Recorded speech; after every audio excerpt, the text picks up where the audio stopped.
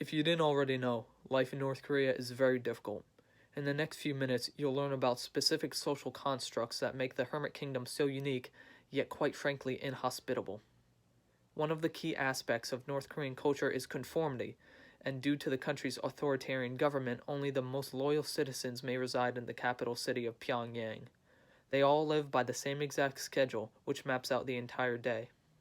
At 6 a.m., citizens are woken up by a radio that must constantly be on, which plays propaganda and prepares the workers for the day ahead.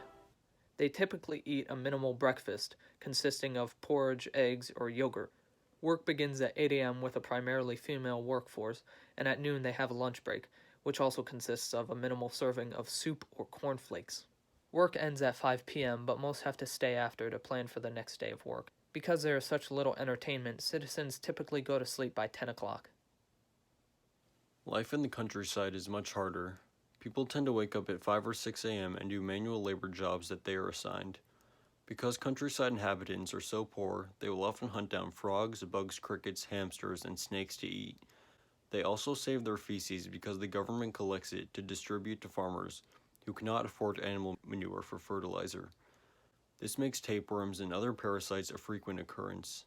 North Korean children may go to school, but aside from basic math, they only learn about the history of the Kim dynasty. Also, the Hermit Kingdom sends its artists and performers to be indoctrinated at government institutions.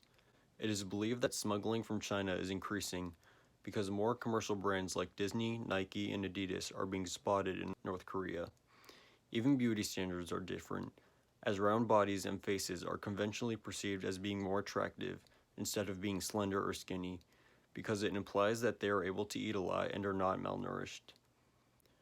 To conclude, life among the North Korean people is ultimately very different than it is here in America, where we should consider ourselves lucky not to live under such circumstances, where social culture is reflective of the harsh nature of the country's rulers.